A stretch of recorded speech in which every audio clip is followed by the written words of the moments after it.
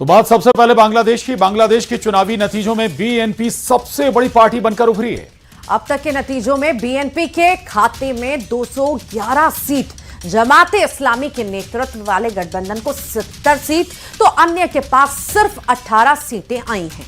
यानी बांग्लादेश में इस बार बीएनपी अध्यक्ष तारिक रहमान का प्रधानमंत्री बनना लगभग तय है। बांग्लादेश में नई सरकार के गठन के लिए यह चुनाव बेहद अहम माना जा रहा है। बांग्लादेश के चुनावी नतीजों पर पीएम मोदी ने तारिक रहमान को बधाई संदेश भी भेजा। पीएम मोदी के बधाई संदेश पर बीएनपी ने शुक्रिया भी कहा।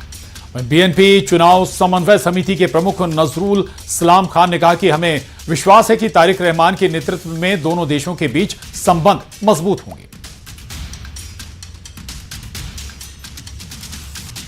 तो तारिक रहमान का अब बांग्लादेश का अगला प्रधानमंत्री बनना लगभग तय है और इस जीत की ओर बढ़ते बीएनपी के लिए प्रधानमंत्री नरेंद्र मोदी ने भी बधाई संदेश भेजा है। Thank you. We also, on behalf of our party, thank him, and we believe that under the leadership of our leader, Mr. Tariq Rahman, the relation between these two countries and the people of these two countries will be strengthened. और ज्योतिष पीठ के शंकराचार्य स्वामी अविमुक्तेश्वरानंद सरस्वती एक बार फिर से बड़े विवादों के केंद्र में हैं। प्रयागराज के माघ मेले में पुलिस के साथ हुई झड़प के बाद अब उन पर बेहद गंभीर और चौंकाने वाला आरोप लगा है। जगत गुरु रामभद्राचार्य के शिष्य आशुतोष ब्रह्मचारी महाराज ने शंकराचार्य के शिविर में नाबालिग बच्चों के यौन शोषण और कुकर्म जैसे संगीन आरोप लगाए और प्रयागराज की पॉक्सो कोर्ट का दरवाजा खटखटाया। इन आरोपों को शंकराचार्य स्वामी अविमुक्तेश्वरानंद सरस्वती ने झूठा बताया।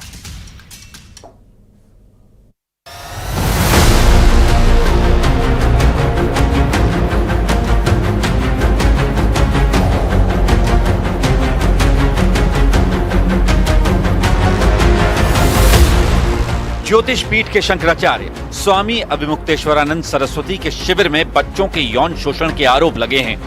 यह आरोप किसी आम व्यक्ति ने नहीं, बल्कि जगत गुरु रामभद्राचार्य के शिष्य और शाकुंभरी पीठाधीश्वर आशुतोष ब्रह्मचारी महाराज ने लगाए हैं। उनका कहना है कि स्वामी अविमुक्तेश्वरानंद के आश्रम में बच्चों का मानसिक और शारीरिक शोषण किया गया।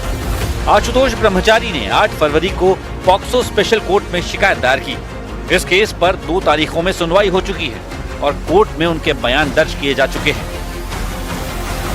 अभी माननीय न्यायालय में हम लोग साक्ष्य जमा करने के बाद ही सार्वजनिक रूप से ऐसी सीडी भी उपलब्ध कराएंगे जो नंगी पूरी की पूरी बच्चों के साथ कुकर्म किया गया है, गंदा काम किया गया है, यौन शोषण किया गया है, जो लैंगिक अपराध की श्रेणी में आता है। आशुतोष ब्रह्मचारी का दावा है कि उनके पास ऐसे वीडियो और सबूत हैं जिनमें नाबालिगों और महिलाओं के साथ यौन शोषण का रिकॉर्ड है।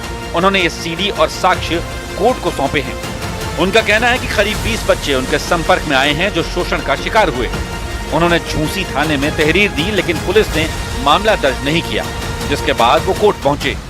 आशुतोष ब्रह्मचारी के इन आरोपों को शंकराचार्य स्वामी अविमुक्तेश्वरानंद ने झूठा बताया है। गौ माता की रक्षा के लिए जो हम आवाज उठा रहे हैं वो बिल्कुल सरकारों को पसंद नहीं आ रही और इसीलिए कार्टेल बना करके हमारे ऊपर तरह तरह के आक्रमण किए जा रहे हैं, अपमानित कर रहे हैं, हमारे लोगों को मार पीट रहे हैं, धमका रहे हैं।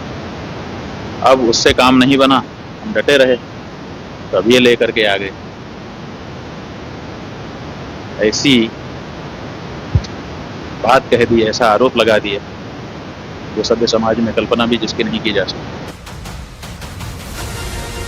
अब इस पूरे विवाद की जांच में पुलिस और अदालत दोनों एक्टिव हैं। वहीं शंकराचार्य स्वामी अविमुक्तेश्वरानंद की ओर से भी एक शिकायत पॉक्सो कोर्ट में दाखिल की गई है, जिसकी सुनवाई 20 फरवरी को होनी है।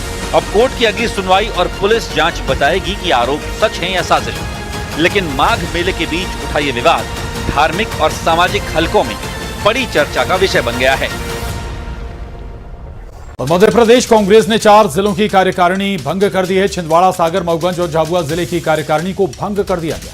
अब यहां पर एआईसीसी के निर्देश पर नई गाइडलाइन के हिसाब से ही नई कार्यकारिणी का गठन होगा। आपको बता दें कि इन चारों जिलों में जिला कार्यकारिणी का गठन किया गया था और छिंदवाड़ा में 250 नेताओं को कार्यकारिणी का पदाधिकारी बना दिया गया था। एआईसीसी ने प्रदेश कांग्रेस को छोटे जिलों की कार्यकारिणी में 31 सदस्यों से ज्यादा नहीं रखने और बड़े जिलों में 51 से ज्यादा सदस्यों से ज्यादा नहीं रखने के निर्देश दिए थे।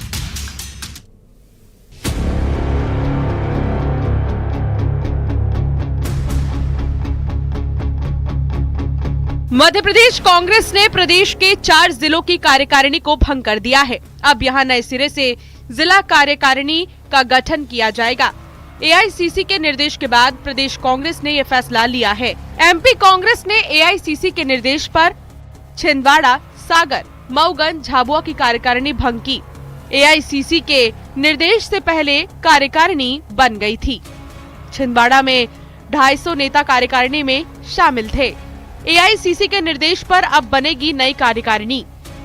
छोटे जिलों की कार्यकारिणी में 31 सदस्य रहेंगे और बड़े जिलों में 51 से ज्यादा सदस्य नहीं होंगे। उधर कांग्रेस की कार्यकारिणी भंग होने पर बीजेपी ने निशाना साधा। बीजेपी का आरोप है अपने नेताओं को जगह देने के लिए ये सब किया जा रहा है, तो कांग्रेस ने बीजेपी के आरोपों पर पलटवार किया।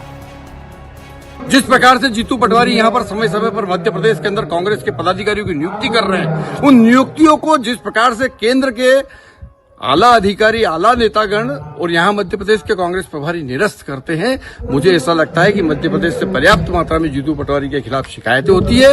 उन शिकायतों पे केंद्रीय नेतृत्व संज्ञान लेता है और वहां से जीतू पटवारी के किए हुए फैसले को उलटने का काम केंद्रीय नेतृत्व कर रहा है।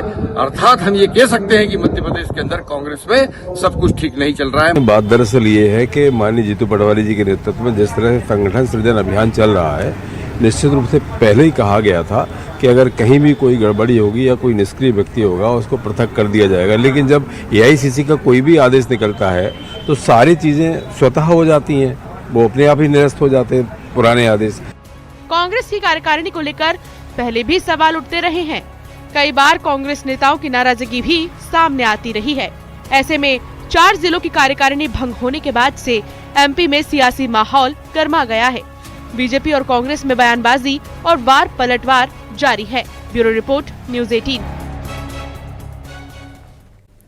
और सीएम डॉक्टर मोहन यादव ने बजट से पहले बड़ा बयान दिया है। भोपाल में जनगणना 2027 पर केंद्रित राज्य स्तरीय प्रशिक्षण सम्मेलन में सीएम ने कहा कि जन भावनाओं को समझना बहुत जरूरी है और विकास का कारवां भी बढ़ना चाहिए, लेकिन विकास के साथ भावना का ध्यान भी रखना होगा। 2026 को किसान कल्याण वर्ष के रूप में मनाया जा रहा है और फसलों का हम तुरंत मुआवजा दे रहे हैं, ये भी सीएम ने कहा। उधर सीएम ने जनगणना को लेकर कहा कि इस बार की जनगणना सबसे हटकर होगी।